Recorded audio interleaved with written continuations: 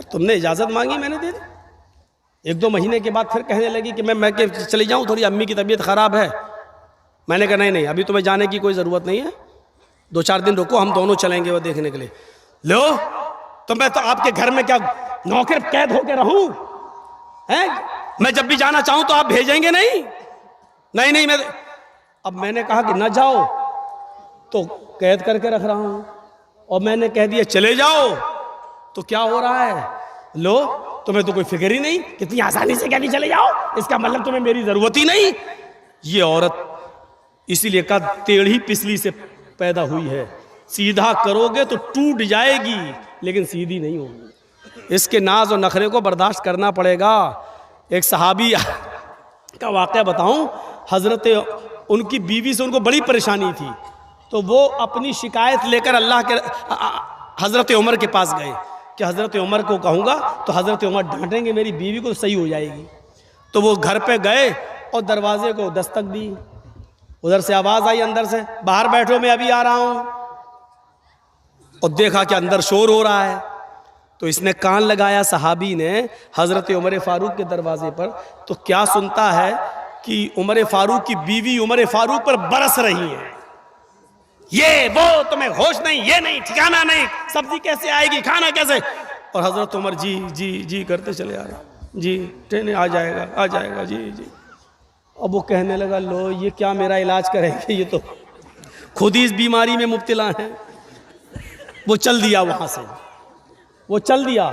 تھوڑی دیر میں حضرت عمر نکلے, اس کو جاتا ہوا دیکھا, اے حضرت ادھر آؤ, ادھر. وہ کہتا کیا, ادھر آؤ. جی ارے تم کسی کام سے آئے تھے اور بغیر کام کے چلے جا رہے ہو, آؤ کیا بات ہے؟ کہ نہیں کوئی کام نہیں ہے. ارے کوئی کام نہیں ہے کیا مطلب؟ کہا میں نے کام سے آئے ہو, پھر کہہ رہے ہو کوئی کام نہیں ہے. کہ نہیں امیر المومنین جس کام سے آیا تھا وہ آپ کے بس کا نہیں ہے. کیا مطلب, کہنا کیا چاہتے ہو؟ کہا امیر المومنین میں اپنی بیوی سے بہت پریشان تھا اور ہوں اور ابھی تک ہوں, تو میں آیا تھا کہ آپ کو اپنی بیوی کی پریشانیاں بتاؤں, گناؤں تکلیفیں کتنی دیتی ہے, تو آپ ہمارے بیوی کو ڈانٹ دیں گے. یہاں آیا تو دیکھ رہا ہوں آپ ہی کی بیوی آپ کو ڈانٹ رہی ہے, آپ اپنی بیوی کو نہیں سمجھا پا رہے تو میری بیوی کو کیا سمجھا پائیں گے. تو حضرت عمر فاروق نے کہا بیٹھو ادھر اور سنو. کہا کیا؟ تمہارے گھر کھانا کون بناتا ہے؟ کہا میری بیوی. کہا کھانا بنانا اس کا حق نہیں ہے شریعت میں. بتاؤں کہ نہ بتاؤں؟ اگر کہہ دوں گا تو ڈر لگ رہا کل سے ہی آپ گھر کی عورتیں کہیں ایسا نہ ہو کہ چڑھ بیٹھیں. حضرت عمر فاروق نے کہا یہ کھانا بنانا عورت کا حق نہیں ہے شریعت میں, نان نفقہ آپ کی ذمہ داری ہے.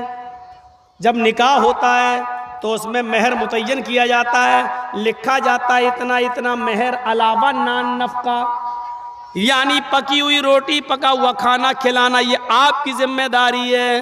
لیکن اللہ نے میری بیوی کے دلوں میں اتنی محبت ڈال دی ہے کہ وہ گھروں میں باورچن بن جاتی ہے, ہمارے لیے کھانا بنا دیتی ہے. اچھا یہ بتاؤ تمہارے بچوں کی پیشاب و پائخانے کو کون صاف کرتا ہے؟ کہا میری بیوی. کہا یہ بھی اس کی ذمہ داری نہیں ہے, بچہ آپ کا ہے. بیٹا بیٹی جو ہے وہ باپ کا کہلاتا ہے, بچہ پیدا ہو جانے کے بعد وہ باپ کا ہے. یہ باپ کی ذمہ داری ہے پیشاب و پائخانہ کرے تو صاف کرے, لیکن وہ ہمارے لیے بیچاری اس لیبل پہ آ جاتی ہے, ہمارے بچوں کے لیے وہ آیا بن جاتی ہے اور وہ اس کا پیشاب و پائخانہ بھی صاف کر دیتی ہے. ایک ایک چیز گناتے گئے, ایک ایک چیز گناتے گئے. کہا جب یہ ساری چیزیں ہماری عورتیں ہمارے لیے اور ہمارے بچوں کے لیے کر دیتی ہیں تو کیا ہمارا یہ حق نہیں ہے کہ ان کی تھوڑی سی ڈانٹ سن لیں, ان کی جائز بات بھی سن لیں؟ گھر چلانا ہے تو ان کی تھوڑی بہت ڈانٹ بھی سنو, چلے جاؤ. اور آئندہ ایسا مت کرنا. کیا تم نے اللہ کے رسول کا یہ فرمان نہیں سنا کہ بیوی عورت جو ہے وہ آدم کی پسلی سے پیدا ہوئی ہے اور پسلی ٹیڑھی ہوتی ہے, اس کو سیدھا کرنے کی کوشش کرو گے تو وہ ٹوٹ جائے گی لیکن سیدھی نہیں ہوگی. عورت کو سیدھا کرنے کی کوشش کرو گے تو طلاق لے لے گی یا ہو جائے گی, لیکن وہ بالکل سدھرے گی نہیں. اس لیے